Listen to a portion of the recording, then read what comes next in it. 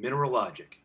Change your health destiny through mineral supplementation with Youngevity by Chris Williston, Independent Associate for Youngevity Products.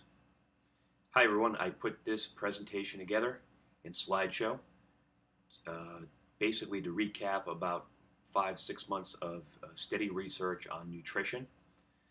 I was exposed to a company called Youngevity out of San Diego, which I'll go into a little more detail along the way, and just went on a massive nutrition research diet to learn as much as I can. And I want to put this together in a as quick as video as I can. I do have the PowerPoint slides. I can email you if you'd like to click on all the source material and the links that are in here if you're not able to. So thanks and enjoy the ride. Founded in 1997 by Dr. Joel Wallach, a man with a diverse veterinarian and MD background. Dr. Joel Wallach beat the FDA 2 times with his selenium and essential fatty acid research to prove claims for people. He's bettered mankind in decades of research. So in 1997, this company was founded where through his decades of research, he started implementing through this network marketing company. So Youngevity is not sold in stores. You have to get it through an agent. Somebody kind of like Herbalife or Avon, that's how the word is spread on this company. So you could be a customer or you can also build a part-time business. Overall mission of Youngevity and Dr. Wallach is something called the 90 for Life campaign.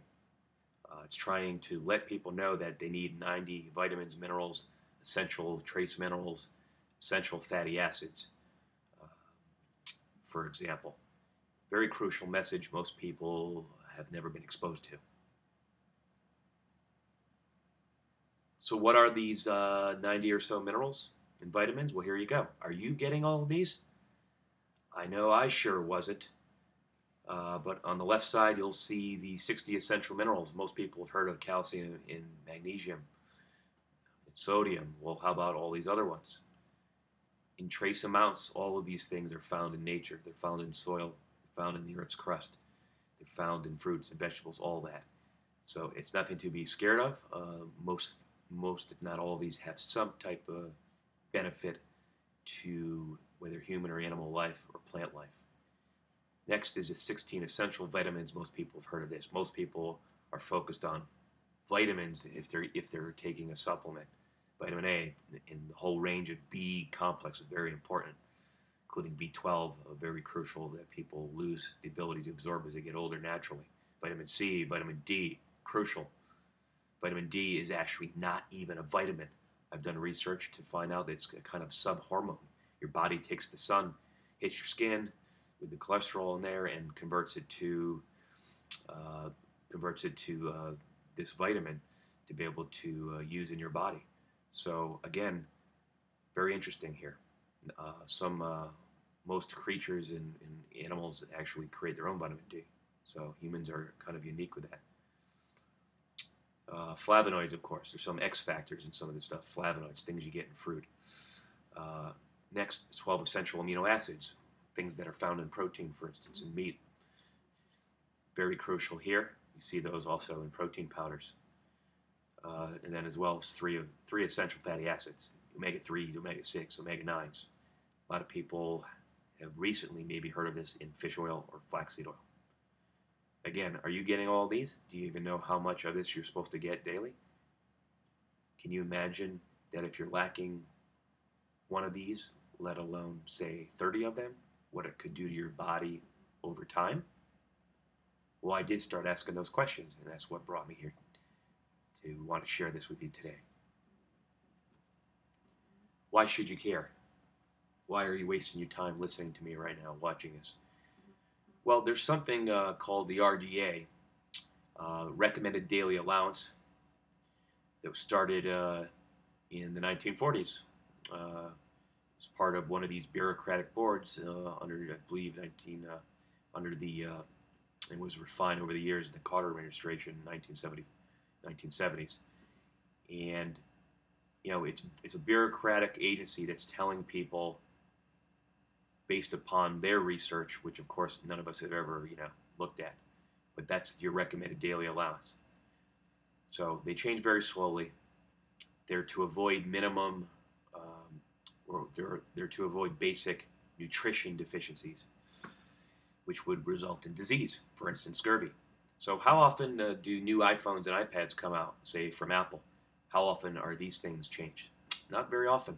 In fact, you can very easily look online, and scientists and dietitians and nutritionists begged this committee to raise those RDAs, and get the FDA and the USDA on board and everything like that. Very interesting because it's not one size fits all. In fact, in 1974, when they went through one of their updates, Dr. Al Harper, who's the chairman of the Committee on Dietary Allowances, Food and Nutrition Board. Today, obviously, some of the names of these agencies are different. But he said, however, requirements differ with age and body size. Among individuals of the same body size, owing to differences in genetic makeup, with the physiologic state of individuals, growth weight, pregnancy, lactation, and with sex. In other words, he's trying to say all these different things can differ. There is also, basically, when you look at food or anything that's with a container, I mean, just look. Most people do it naturally. They go see how many calories are in there, how many carbs are in there, how much protein's in there, how much fat's in there. But does anyone really think how many vitamins and minerals are in there? And are they even absorbable in my body? And is it even the right amounts for me? Say if I drink milk twice a day, or eat cereal once a day, or that chicken dinner at night, is that even adding up to your customizable level that you need for your body to be at an ultimate nutrition level? No, most people don't think about this unless they're trained in this, they're a bodybuilder, etc. So do a little research, and what you'll find is really not one person has ever been properly documented to have died from a vitamin or mineral supplementation. Yeah, you might be able to find some people who had issues with iron or something like that, where they just took mega doses decades ago or whatever. It rarely happens, okay? However, do the research on pharmaceutical industry and the medical system we have today.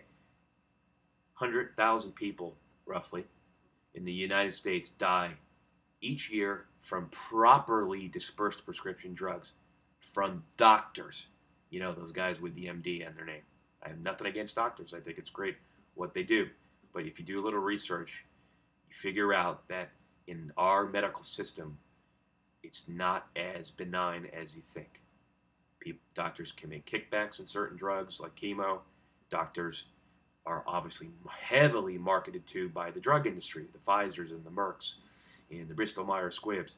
So check out that link there. Again, you can get the slides from me and click on these links, but if you need the source material, you can look here.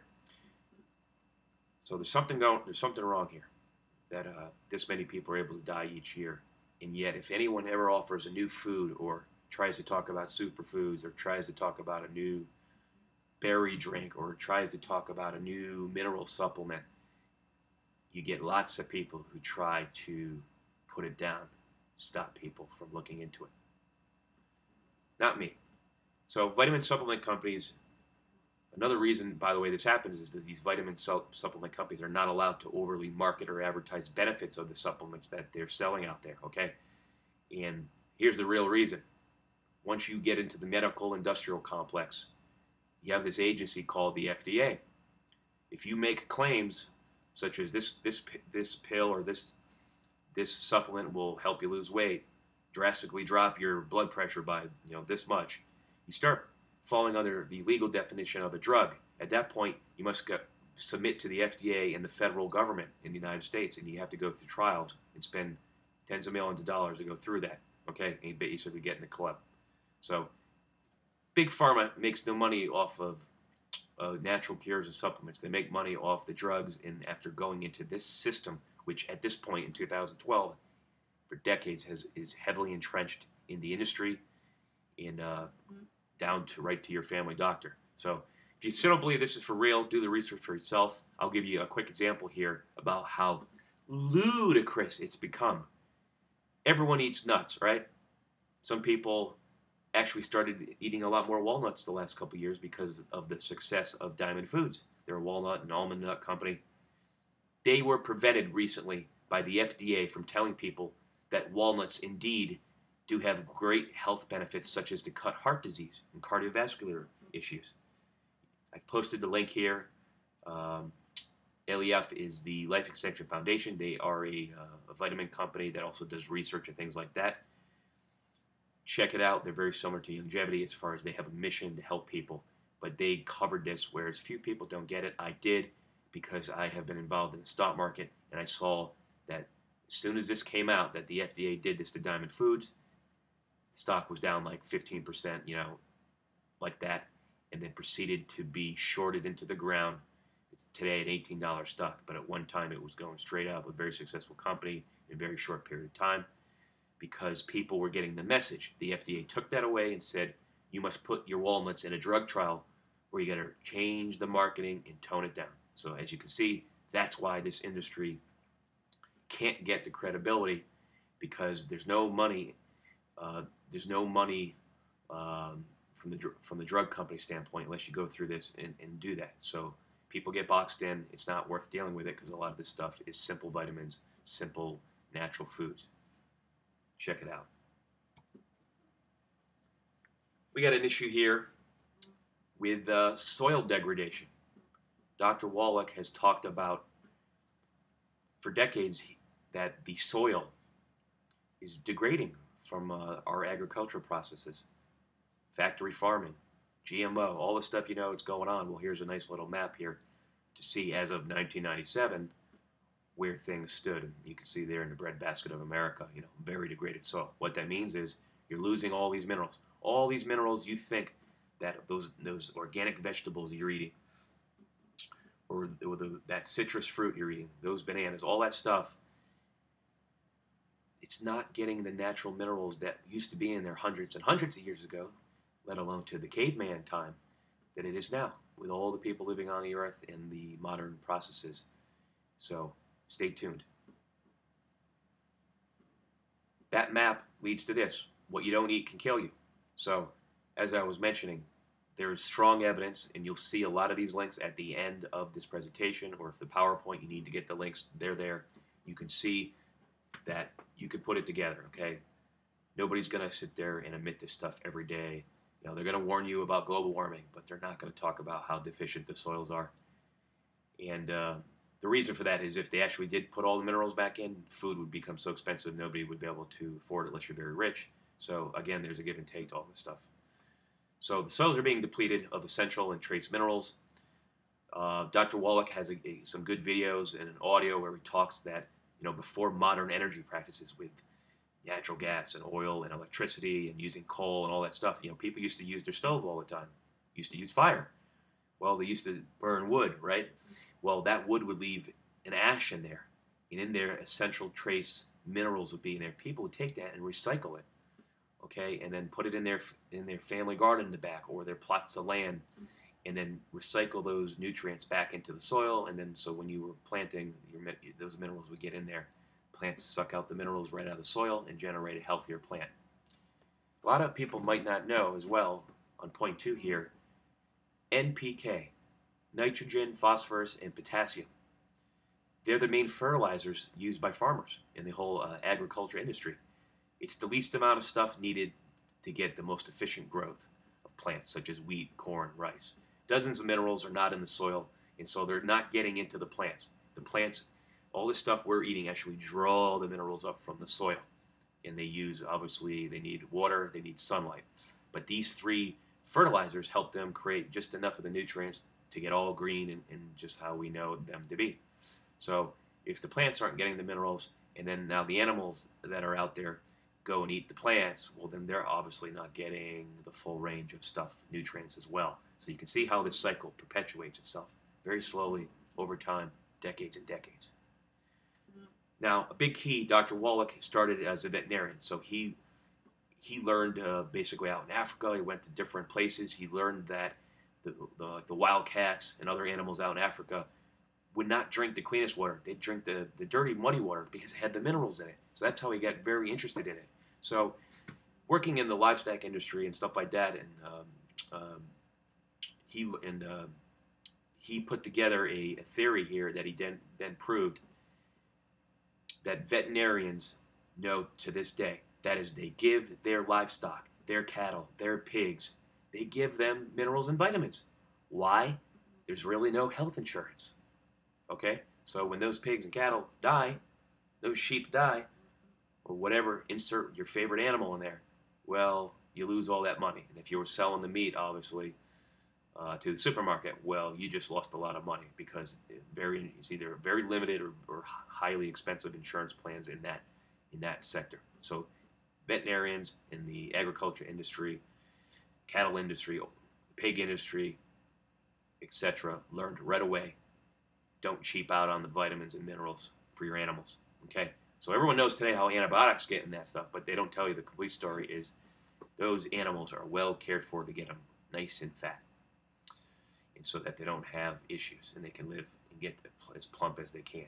So people are biologically also confusing calories with nutrients. So we've had generations and generations, down all the way back to the Neanderthals and the cavemen.